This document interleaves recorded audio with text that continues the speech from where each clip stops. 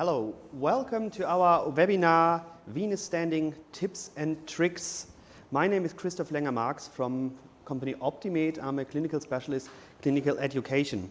Today we welcome Professor Dr. Müller-Wille from Hospital Wels in Austria and also Professor Dr. Javor from Hospital Krems in Austria. Today we start at the upper part of the body and migrate downwards. If you have any question, please use the Slido app or the QR code or hashtag optimed. So please, Professor Müller-Wille, tell us a little bit about you. Thank you, Mr. Lenger-Marx, for this invitation here, and dear colleagues around the world. And I'd like to introduce myself. I'm an interventional radiologist, and I was professor for interventional radiology at the University Hospital in Göttingen, and now I'm head of the Department for Radiology at Klinikum Wels in Austria. Hello to the viewers of the audience from all over the world. My name is Dr. Javor. I'm the head of the Department of Radiology at the University Clinic Krems, which is about 45 minutes from Vienna, from the capital of Austria. And before that, I was working for 15 years at the General Hospital of Vienna.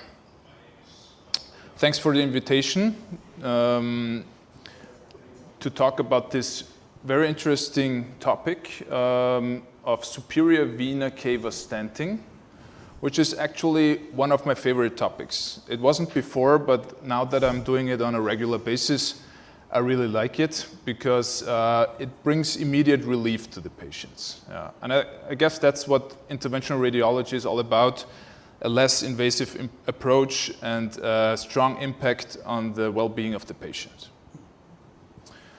I think it's best to kick it off with some basic concepts for those in the audience who are not that familiar with the pathology. I'm then going to move on and show a few interesting cases.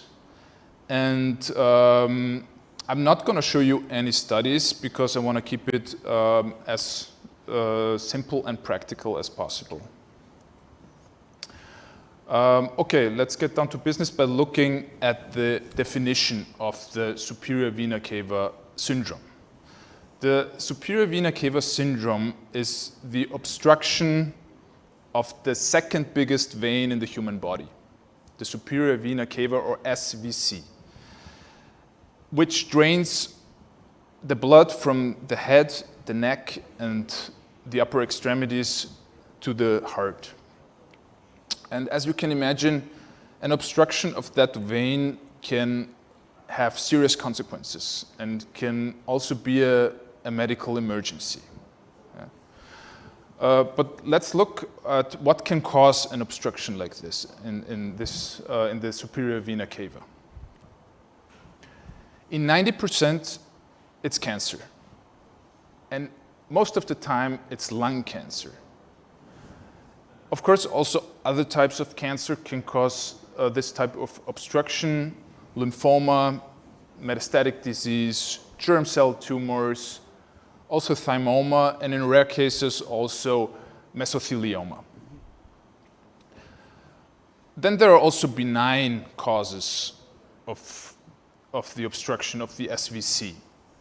And the benign causes are increasing because more and more patients have intravascular devices like pacemaker cables or central venous catheters or dialysis catheters. And then there are also other causes, benign causes for this kind of obstruction, like mediastinal lymphadenopathy, like tuberculosis. Actually, TB up to the 1940s, 1950s was the number one cause for SVC obstruction. Then there is mediastinal fibrosis, and also goiter can cause this kind of obstruction.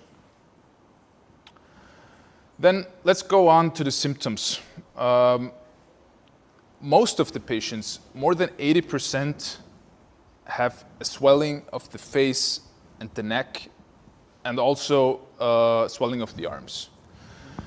Then there can be shortness of breath, glottal edema. Of course, that's already an emergency. Cough is also a symptom. Dilated chest veins, here in this area, also in the area of the upper belly. Headache can be a symptom, also CNS depression symptoms because of cerebral venous hypertension. What about indication and contraindications? You can perform stenting in every patient that has a symptomatic SVC obstruction. Currently, we don't do it in asymptomatic patients. There are no absolute contraindications, but there are a few relative contraindications. For example, if you have a patient that has only a moderate stenosis and the symptoms are not very pronounced, and the patient has a good chance of early cure by chemotherapy, then I would suggest to wait. Later on, you can still do the stenting if it gets worse, but in this case, I think it's a good strategy to wait. Also, if the patient has an uncorrectable coagulopathy, if the patient cannot lie flat or in a semi-supine position, if there is sepsis, you might want to wait until the issues resolve. Okay, now let's talk about the procedure itself. In 90%, I think it's a straightforward, simple procedure. Femoral approach, you cross the obstruction with any wire you want. You can use a standard Benson wire. If you can't go through it, you use a hydrophilic wire. But what I would strongly suggest is once you cross the obstruction to change to a stiff wire, like an amplet super stiff wire or something else, because then you have much more stability. If you use a soft wire, a soft flexible wire, then when you get in with the stent delivery system, then the wire might bulge into the right ventricle and you don't have enough stability. Yeah? And so I think this is a very important point. Then when you have the wire in place, you have to decide if you want to do predilation or not. If you have a complete obstruction and you think that it might be difficult to pass the obstruction with the stent delivery system, then I think it's better to do predilation. I think a balloon 4, 5, 6 millimeters will do it. It's just important to get through with the stent delivery system. Then when you have the wire in place, you have done predilation if necessary. You implant the stent, a self-expanding bare metal stent usually. It's important to choose the right size. Oversizing is important, of course. Usually I do like about 2 millimeters above the reference diameter of the vein. And then some people say it's better to place the stent in a way that 60%, so more of the stent is above the obstruction than below the obstruction. So 60%, 40%, for example. This is to prevent, it may prevent stent migration. Yeah? And then afterwards, when you have the stent in place, you have to decide if you want to do post-dilation. In my experience, if you have a residual stenosis more than 30%, I would do post-dilation. Otherwise, if it's below 30%, I would leave it like that. So this is the simple, straightforward approach. Of course, it's not always possible. It's not always possible to cross the lesion in that way. And sometimes more advanced techniques are necessary. For example, another approach from the internal jugular vein or from the brachial veins or whatsoever. But I think we have some interesting cases afterwards that show some advanced techniques. Now let's talk about potential complications. What can happen? In general, it's a quite safe procedure. Major complications in about 4%, 2% mortality rate. The technical success rate is very high, 95 to 100%. Of course, the overall survival is quite low, but this is due to the underlying condition, yeah, of course. What are the main major complications? It's central stent migration. And this can also lead to cardiac arrhythmias. And central stent migration, in my opinion, usually it doesn't happen during the procedure or immediately afterwards if you choose the right size of the stent. But it happens after maybe a few days or weeks when the chemotherapy effect kicks in. And then the vein has more space to expand, and then maybe the stent is too small. And then it can migrate to the heart. Yeah. Instant restenosis stent fractures, I haven't seen much of those, but it can happen. Venous rupture pericardial tamponade is a much feared complication because it can be lethal within minutes. And then there can also occur thrombotic events like pulmonary embolus. For me, personally, when I think about major complications, I like to think about bailout strategies. So what can I do when something happens? Yeah? So when there is central stent migration, possible solution would be to grab the stent with a snare loop and pull it into a bigger sheath. Of course, this is technically challenging. I think we have a case afterwards that shows this. In case of instant restenosis, of course, you can do, again, a dilation with a balloon. Venous rupture, it would be good to have a covered stent graft ready to cover then the site of rupture. And pericardial tamponade would be good to be ready with pericardiocentesis. So this is about potential complications. Of course, there are also minor complications. The minor complications rate is 3.2% with puncture site hematomas, chest pain, infection, restenosis. Okay, let's move on to the cases. Case number 1 is a 72-year-old male patient with non-small cell lung cancer.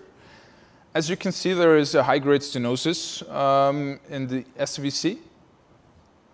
My plan was to place the stent up to the juncture of the subclavian vein. That is coming from the right, because I thought, okay, there is space there, and maybe it could work out. And so I did that, and this was the angiography after stenting. It didn't look that bad. There was a slight residual stenosis, but the flow through the stent was good. But the referring physician told me, like 2 days afterwards, that the symptoms didn't resolve. And so we did a follow-up CAT scan. And what we saw was that there was a compression or a stenosis on the upper edge of the stent. And you can see also these bulky masses that are also compressing the internal jugular vein. So my plan was to extend the stent up into the jugular vein. And this is what I saw during angiography. This is, you can see the high-grade stenosis of the upper edge of the stent and the internal jugular vein. And after stent placement, there was still a residual stenosis, but the in and out flow through the stent was pretty good. And the symptoms resolved at least 1 or 2 weeks afterwards when I asked. This is just a picture of how long the stent then there was. It was like, I think it's 3 stents that I put in there from the right atrium up to the internal jugular vein. But I didn't see any other solution. And I know that there is that there isn't a consensus about if giving anticoagulation therapy after stenting, but in this case, a very long stent, and there is still a residual stenosis, I decided to give a low-weight molecular heparin for I think a week or something, and in a prophylactic dose, and then go on with aspirin and clopidogrel for another, I think, 8 weeks. So this was case number 1. Case number 2 is an 80-year-old female patient with small cell lung cancer. As you can see, most of the patients have a lung cancer. This was the CT that I saw before the intervention, and they asked me if I can do it, and I said, okay, I don't see any vein up there. I can see like the proximal part of the SVC, but then I don't see, and I have no contrast in the internal jugular vein and the subclavian vein, and so I said, I don't know if there is any vein left there. There might be an tumor invasion in the vein, or maybe it's just compressed, or maybe there is a thrombus. I don't know. The other thing I saw is that the left brachiocephalic vein was open, but it had a significant stenosis on the juncture to the SVC. So my plan was to try to get through the SVC up to the right internal jugular vein, but I didn't want to force it. And so, so that's what I tried. This is more or less the same picture that I saw during angiography. It's the same picture that we saw before in the CAT scan. And I wasn't able to get through, so I did the access to the left brachiocephalic vein was easy, so I decided to place the stent there. As you can see, there is a residual stenosis. In this case, I decided to leave it like that. I know it's more than 30%, but I said to myself, I know that sometimes stents expand also later after the procedure, and I just want to see how the patient is doing. It's not very hard to get back in and to do a PTA of the stent and to expand it more. And that's what I did. And when the referring physician told me after 12 hours the symptoms were gone, then I left it like this. Yeah, that's case number 2. Case number 3. It's a 71-year male patient with a thymus carcinoma. So not a lung cancer, but a thymus carcinoma. This is already during angiography, high-grade stenosis of the SVC. I placed a stent. There was a residual stenosis. I did post-dilation. And after 2 days, the referring physician said nothing got better. Yeah. So we did a follow-up CAT scan. You can see a massive compression of the stent. And also in the axial plane, a massive compression. So I figured that the stent didn't have enough radial force against the tumor. And I talked to the surgeons, and the surgeons said that this kind of tumor, the thymus carcinoma, is a very hard mass. Okay, so I said, I want to try to get back in and through the stent and put another stent, the same stent in this case, inside this stent, so stent in stent. I didn't manage to go through the stent from the femoral approach, so I decided for the internal jugular vein, and it was possible to get through the stent from above. I grabbed the wire from below with a snare loop. I pulled it through the femoral sheath. Then I had a nice stable wire there, this so-called body floss wire technique. And then it was possible to place the stent. You can see there on the left picture, there is one stent inside the other stent. I did post-dilation, and the end result was good. The flow through the stent, inflow, outflow was very good, and the symptoms were gone, I think 12 or 24 hours after that. But that made me think about the stents and about radial force, and then that's when I started to think maybe the venous stents that also have a good radial force in this case would have been better. Yeah. Of course, two stents together, this wasn't a stent with a very high radial force, it wasn't dedicated.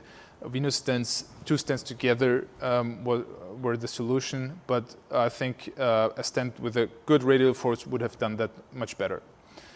And so the last case is just a straightforward case with a sinus XL stent from Optimed, and that's one of the venous stents that have a good radial force. A 65-year-old female patient with small cell lung cancer. This was during angiography. You can see the stenosis and stent placement. I decided for post-dilation. I think it wouldn't have been necessary, but I did it anyway in this case. And this is a follow-up exam where you can see that the stent is well expanded and good in place.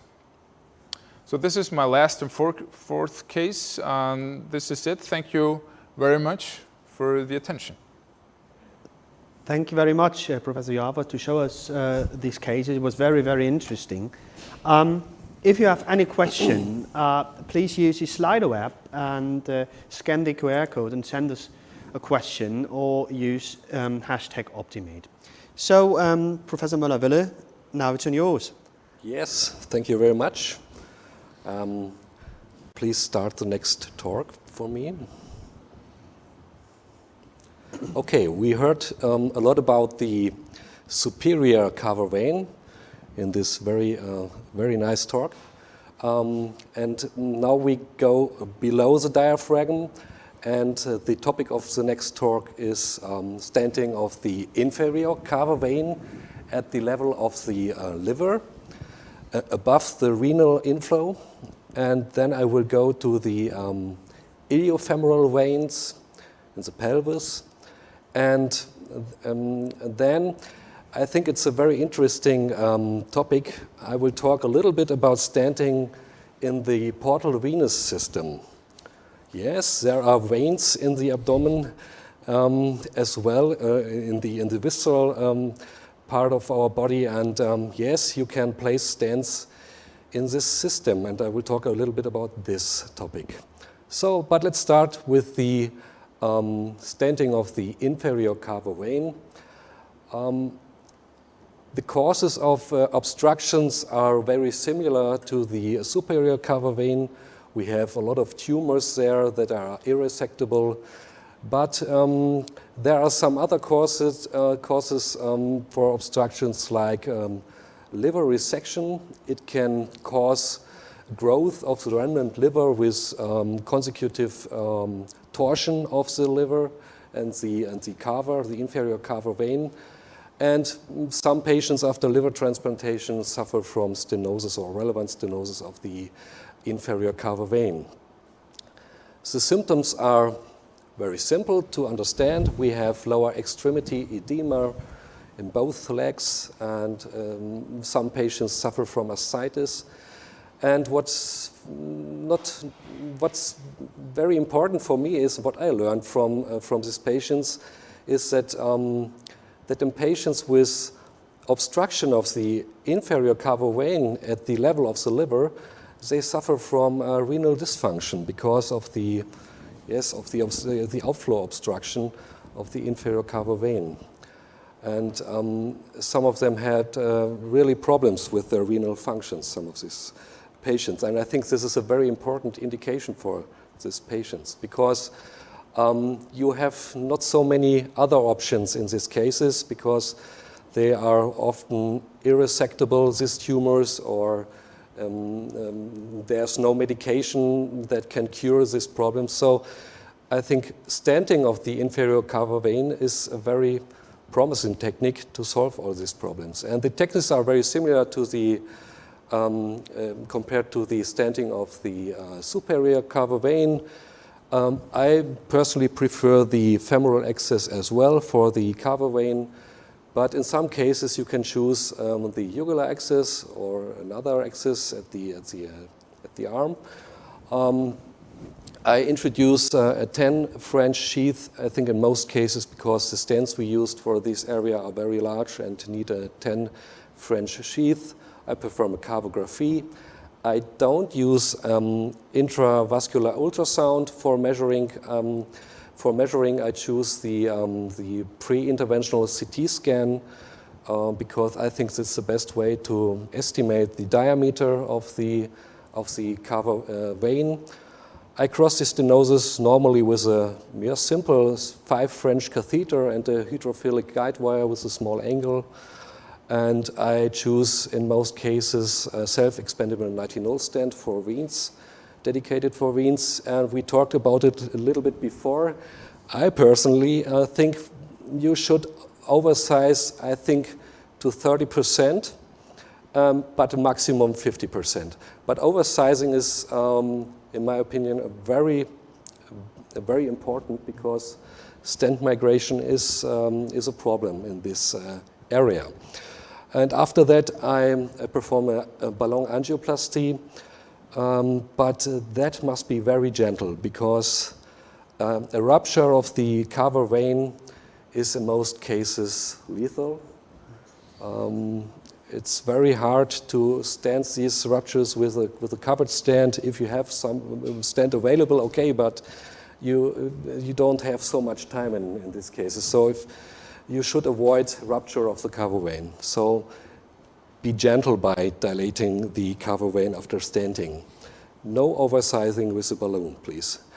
I use a stent with a large diameter, 30% oversizing.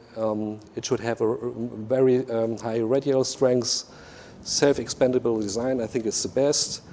High visibility for placement, for safe placement and anti-jump technique, because there is often the problem that the stent migrates out of the sheath during the deployment process, and that can be very dangerous and cause stent migration during the deployment. So this is an example for a self-expandable nitinol stent that I used for the inferior cava vein. And here's an example. This is a 75-year-old man after liver transplantation, and he suffered from edema of his both legs, and he had renal dysfunction. And the surgeons want us to solve the high-grade stenosis you see here of the inferior cava vein. And so I decided to place there a 22 millimeter stent for the for solving the stenosis, and this is the result after placement of the stent. I think it's a very good technical result, but it was also clinically very effective in this patient.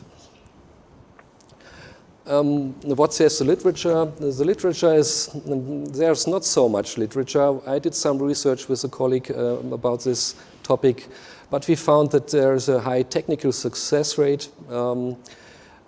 We saw, I think a very promising clinical success and an acceptable long-term patency rate.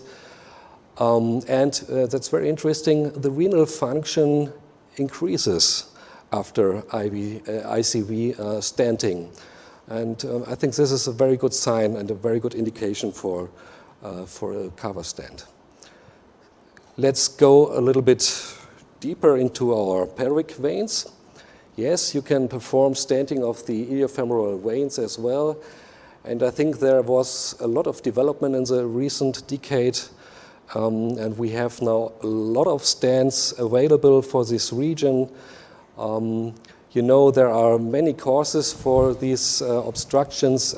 The biggest group, in my opinion, is the group of patients with post-thrombotic venous obstructions after deep vein thrombosis.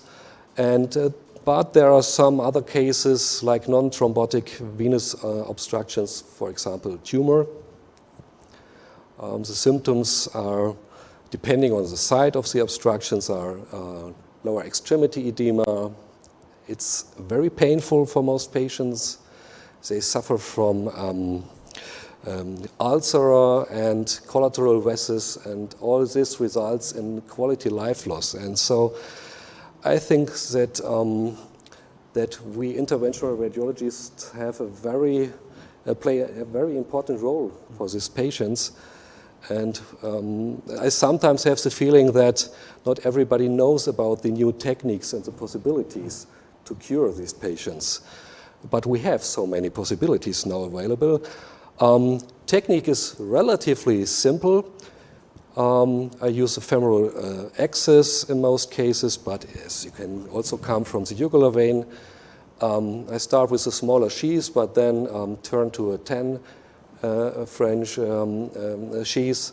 Then I cross the stenosis like other stenosis with a standard 5 French catheter and hydrophilic guide wire and perform. And that's, I think, in most cases very important to predilate these obstructions of the vein and use a 10 millimeter balloon, and then I put in these self-expandable nitinol stents. We need stents with a large diameter, with a high radial strength, and important for this region is the flexibility of the stent, because the pelvic veins, yes, they sometimes are very tortuous, and we must often place a stent in the groin, and there is a lot of shortening and twisting and bending, and the stents must be very crush resistant. And this is an example for this flexible nitinol stent.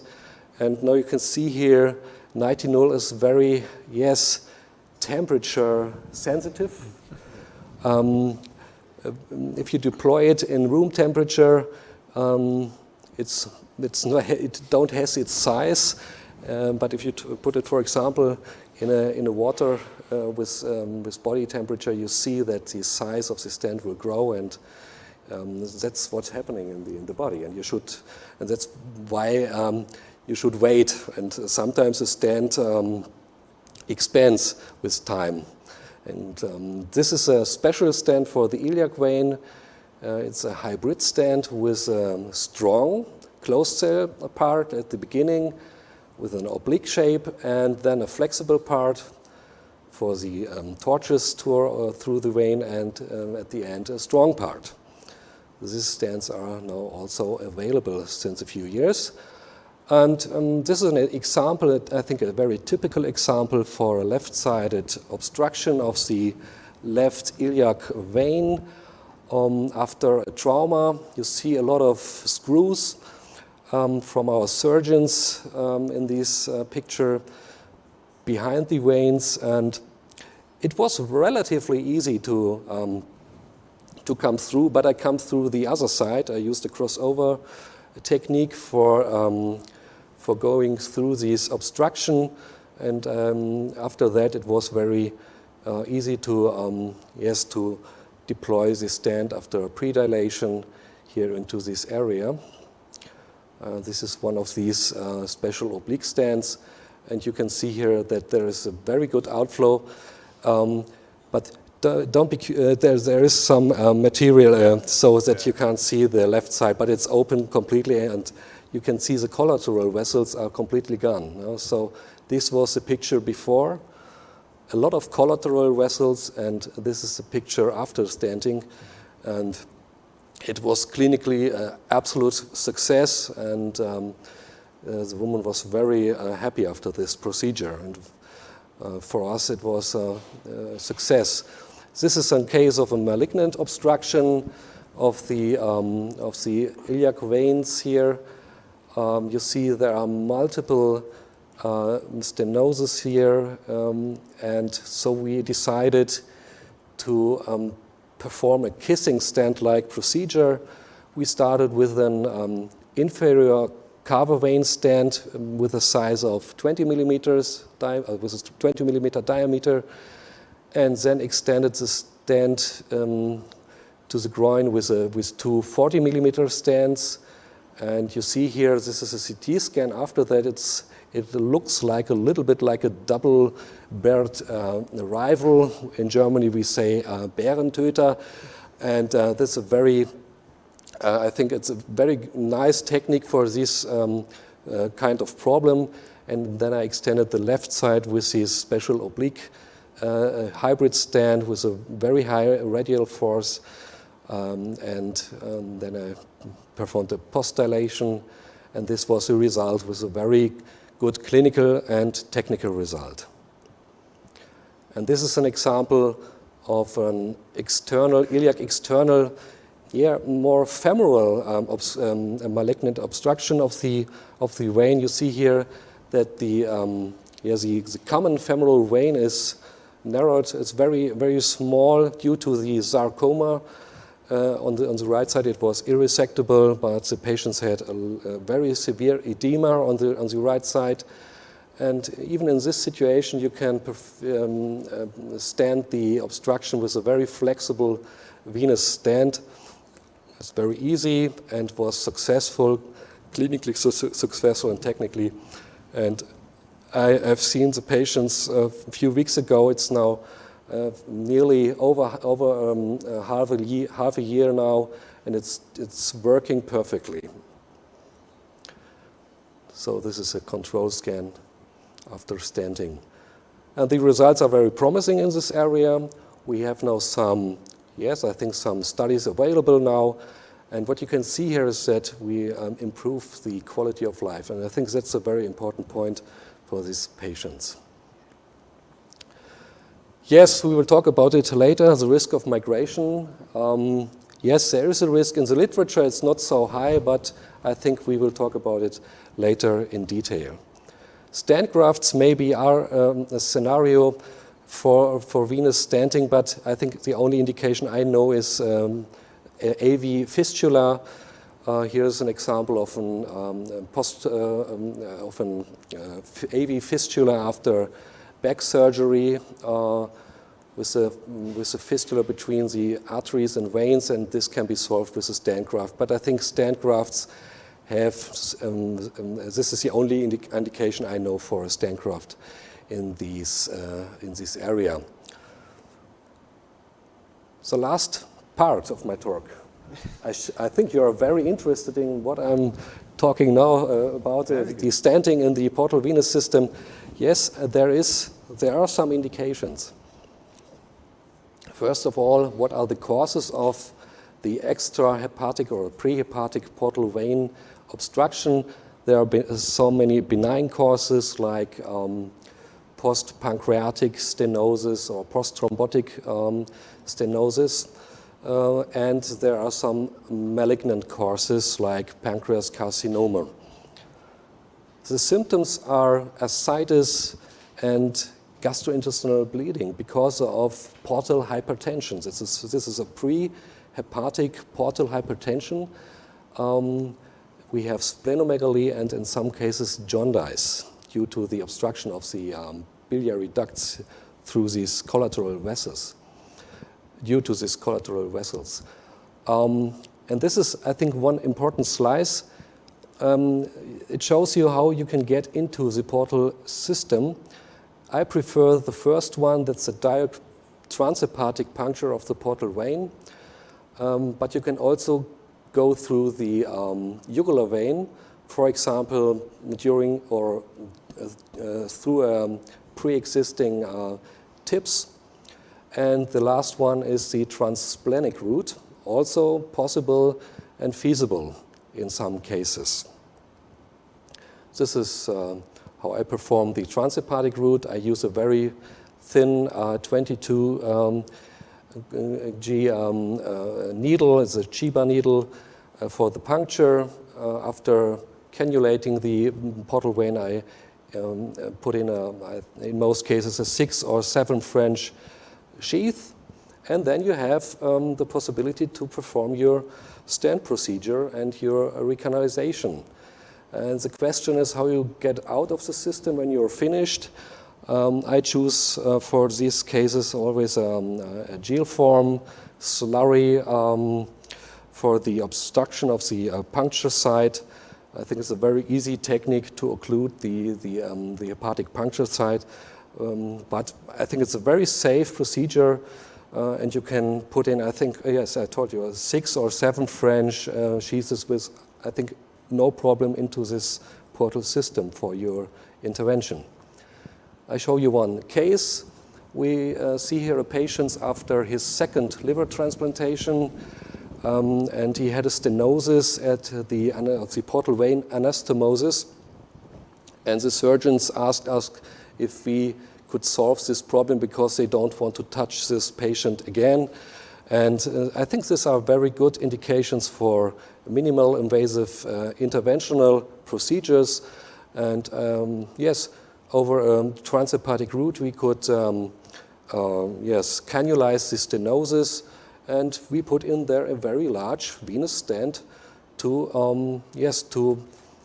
open up this high-grade stenosis. And all the symptoms the patients had, he had gastrointestinal bleeding and splenomegaly, and all this resolved after the stent placement. And I think this is a very good indication, and it's possible, it is feasible, and I think it's a good options for these patients.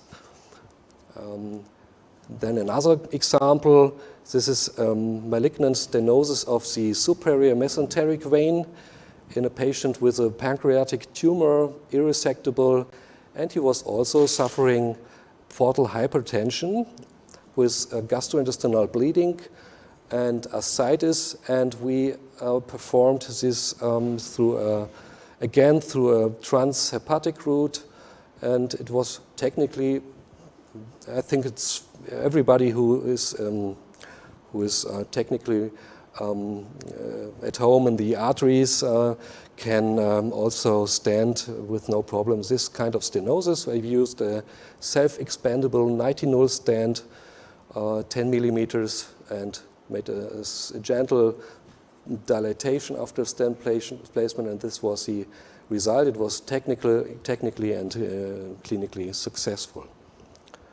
And now I show you the last case of this series.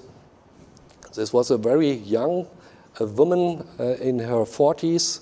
She had an episode 8 years ago with a severe pancreatitis. This is the first picture you see here with the pancreatitis. And with the years, she developed gastrointestinal bleeding. And the cause was an obstruction of the splenic vein. You see here on the coronal images that there is no splenic vein visible. There was only a tiny narrowed scar thing behind the pancreas, but there was no vein visible. And the problem was that the spleen drains through a very big collateral vessel, you can see here, into a collateral network in her transverse colon. And this causes the severe bleeding. And our colleagues from endoscopy was shocked when he when he saw these very big vessels in her transverse colon, very large varices, like vessels in her colon that causes her bleeding episodes. So we had an interdisciplinary talk, and and the surgeon wants to resect her colon. And I said, okay, give me one chance to recanalize the splenic vein. And he said, okay, when you can solve it, here's the patient. And I talked very long with her, and she agreed, and so I performed a hepatic route. Here you can see the sheath, it's a 7 French sheath in her portal vein, and then I performed in an indirect portogram with a catheter in the splenic artery to know where is my aim for the canalization, because I can't see the occluded vein, but I can see the aim, the hilum of the spleen, and so I had an idea where I have to go with my catheter and my wire, and it was so easy to come through this vein. It was unbelievably easy, and that shows me that we play again a very important role in this area, and we should do these things. And this is the result after stenting with a self-expandable stent and after dilatation. And I performed the coiling of the collateral vessels, and the stent was now I think it's 1 year old. This case it works, but the surprising thing was for me, and this is really a success, was that the varices were completely gone. I can't believe it, but our chief of the endoscopy, he couldn't find any varices or any vein in her colon, and so so I think we had done the right thing and saved her from surgery. So the results in this area are very promising. We have not much literature for this in this area, but I think we are able to perform minimal invasive procedures in other areas of the body. We know we have so much experience in the arterial system, in the venous system, that we can adapt these techniques into the portal venous system as well. And I think venous stenting is also feasible and technically possible in this kind of area. So now I'm at the end of my talk, and maybe there are some interesting questions from the audience around the world about this interesting topic. Yeah. Thank you very much. Thank you very much, Professor Müller-Wille. It was very, very interesting. First, if you have any question, please use the Slido web, use the QR code, or hashtag optimed only. So we have got some question from the audience. Some I think you answer in your talk, in your view. Have you experience of CSV or ICV rupture during the predilation? I personally, thank God for this. I had never had a rupture, but I had a colleague that had a rupture, and it was absolutely catastrophic. So you should be very gentle. Don't oversize in the carver during carver procedure. Don't oversize your balloon. Okay. The stent can be oversized, but the balloon should never be oversized, because a rupture in this area is nearly not curable. Maybe you have a stent graft available in the right size, or the surgeon is in the room next door. But hopefully I will never experience this, but I heard from this. So. I had exactly the same experience. It didn't happen to myself, but a colleague of mine years ago, the patient, it didn't happen during predilation. I don't remember if it was during post-dilation or stent placement, but the patient was dead within minutes. Okay. Within minutes, yeah. I think a surgeon cannot do anything about that. Okay. Yeah. That's really but it's very rare, I think. Yeah, I think it's rare, but you should keep that in mind. Yeah. Okay. Thank you. And what did you do in a stent migration if the stent is moving? Yes, I've prepared a case because there are many possibilities to to solve this problem. First of all, in my personal experience, and I think that's what the literature says, it's very rare, but I think stent undersizing is the main problem. And I'd like to show you a case. This is the first case. Maybe we can start with this case. Yes. It started very normal with this CT scan. It was a case from another hospital, I must say. And I have a colleague who put in the pictures for me from this other hospital. This is an 81-year-old woman with a lung cancer and clinical severe obstruction of the superior cava vein. You can see here. And the colleagues performed a stent dilatation, a stent placement there. And because of an infection, they implanted a PICC line for antibiotics from the left side from the left arm. And during PICC line implantation, they noticed that the stent they placed days before the PICC line procedure moved during the PICC line insertion. And it was then visible, I hope you can see that here, in the right atrium. So this stent, it is a very, when I saw the pictures first, I thought, oh, what a small stent. And that shows you what happens if you undersize your stent. It has only, I think, 10 millimeters in diameter. And this is too small. And it moves and it migrates into the right atrium of the heart and was bouncing up and down, and she had arrhythmia. And they referred these patients to our clinic, and we tried to solve this problem. And this is an example how you can do it. I think there are many ways to solve it, but this is how we did it. And first of all, you need a very large sheath, because you have to retract the stent out of the venous system. It is 10 millimeters. It's not so small for a stent. So we decided to put in a 22 French sheath into the venous system from the right femoral vein. And first of all, I tried to catch it with a lasso catheter, but it was not possible because the stent was moving around.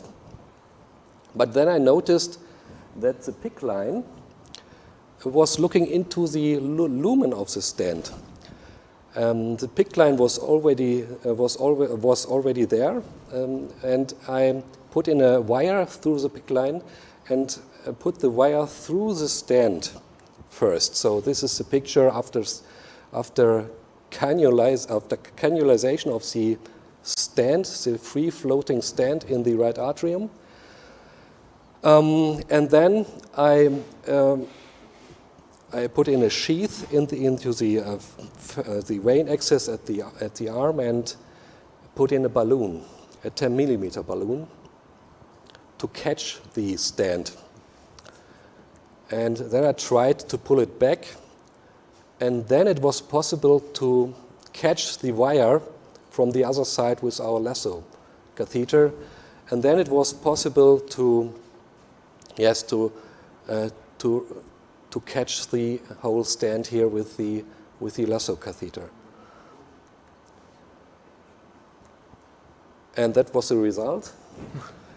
And the funniest thing for me was, after deployment, it looks new. Yeah, it was completely, there was nothing with this stent, but the message for everyone is never underside a venous stent. So I personally, I said it before, I choose up to 30% oversizing, because I think the vein is so flexible. And after, you mentioned it, after chemotherapy, sometimes the tumor shrinks, and then the vein is coming bigger, and the lumen is coming bigger, and maybe then the migration occurs. So for me personally, 30% is a good aim, but it's only my opinion. But never undersize. This is the message. Okay. Very interesting, really. It was a good case. But I think there are many ways. But you need a big sheath. Yeah, okay, that's important, yeah. So, have you both any question to the other? No, I think it's a very interesting case, and I also think that it's technically challenging, and oversizing is very important. I personally just oversize as much as it is necessary, but oversizing in any case is important, because otherwise 10 millimeters in any case is way too small. Yeah. And what was the normal size? Okay, so I wasn't finished. So maybe we can go further.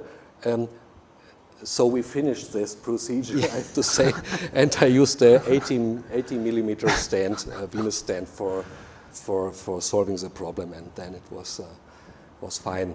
But it can happen. So that's life, and we talked about it very yes, in a very good manner about it. Okay. That's good. There's some question out of the audience. I will answer you.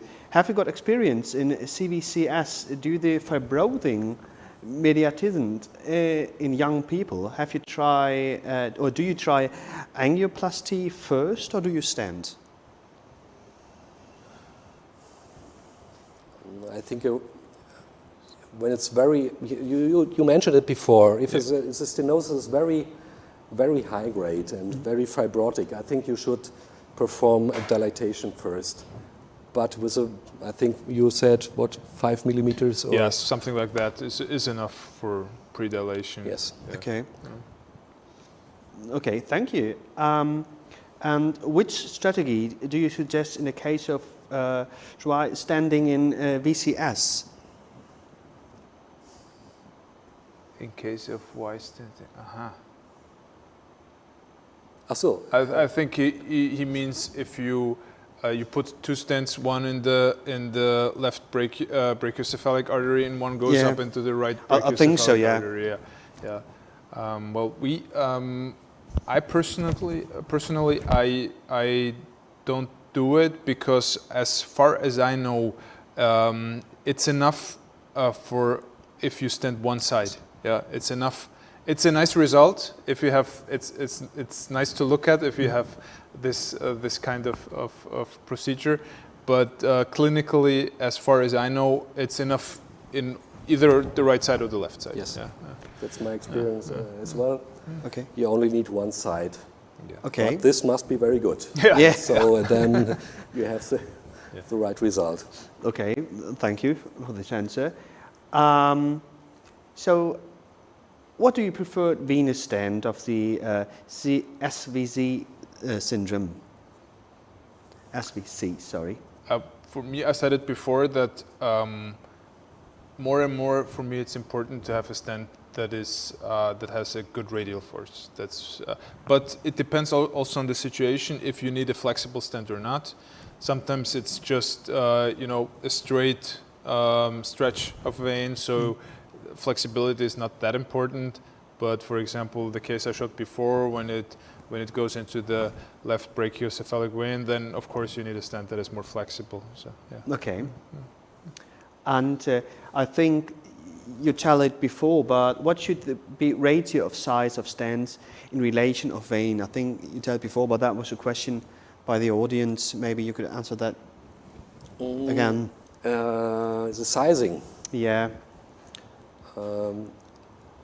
I think, first of all, you should look at pictures that are a little bit older. Yeah. So if you have pictures that are maybe years before the, sometimes you have some pictures you can really good estimate or measure the true size of the now obstructed vein. But in most cases, you don't have any older pictures, so I measure the, for example, the superior cover vein a little bit below or above the stenosis, the tumor stenosis, and I put in, I think, 30% oversizing. That's my personal strategy, because I always think that I hate migration and I want to have a fixed stand. And if you have a stenting of the iliac vein, you can orientate yourself on the other side. If there is a normal vein, you can measure the other side to estimate your stent size. And I think this is all you have to know. I think the range is about 80 millimeters to up to 24. It depends on the patients in the cava vein, and between 12 and 60 millimeters for the pelvic veins. And in the portal venous system, the stents are about 10 millimeter in size. But it depends on the patients. Okay. So if you have any question also, please use the Slido app, use the QR code or hashtag optimed. So I think it was very interesting, the slides you do, the things you do, it was really brilliant, and I learned a lot.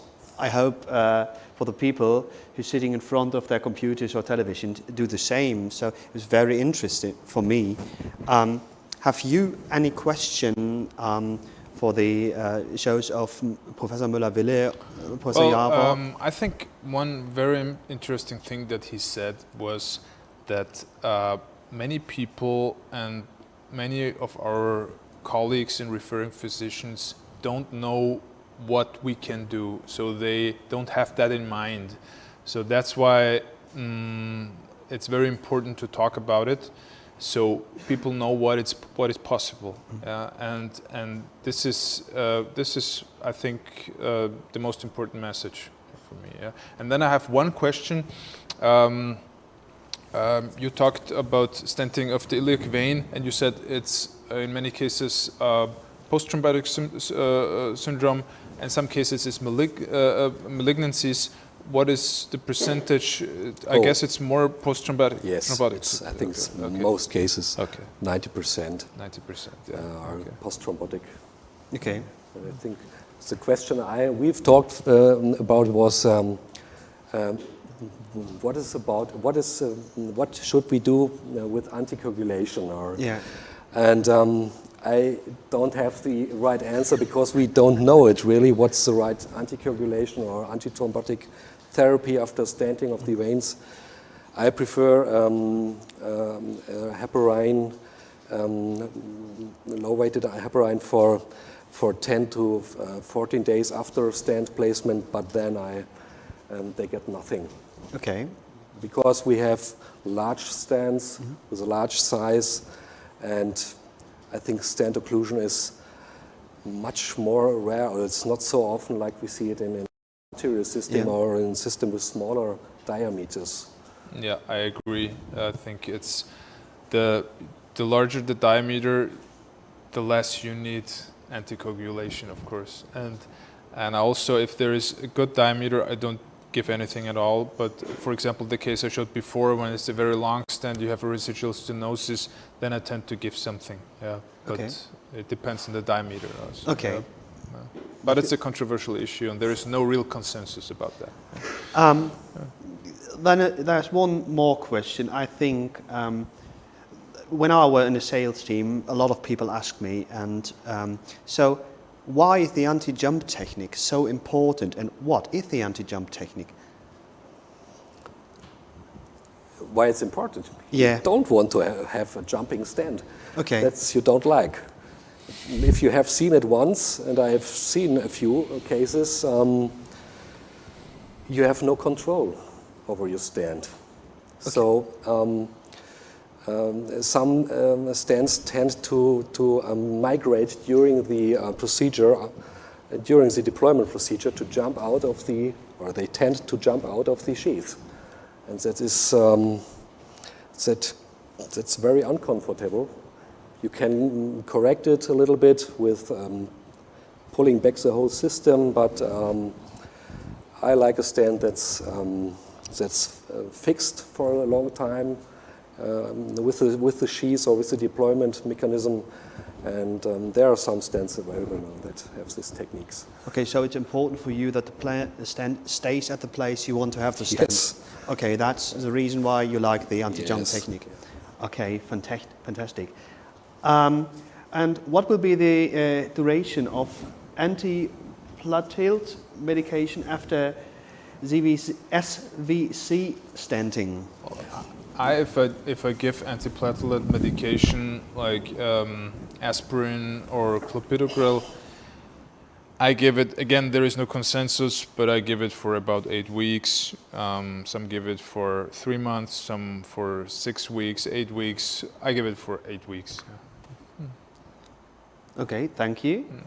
And we have one question from Pakistan. It's nice to have people from Pakistan here, so Hello. Hello. hello to Pakistan. How much is the chance of stent size shortening after iliac implants or any impact on blood flow?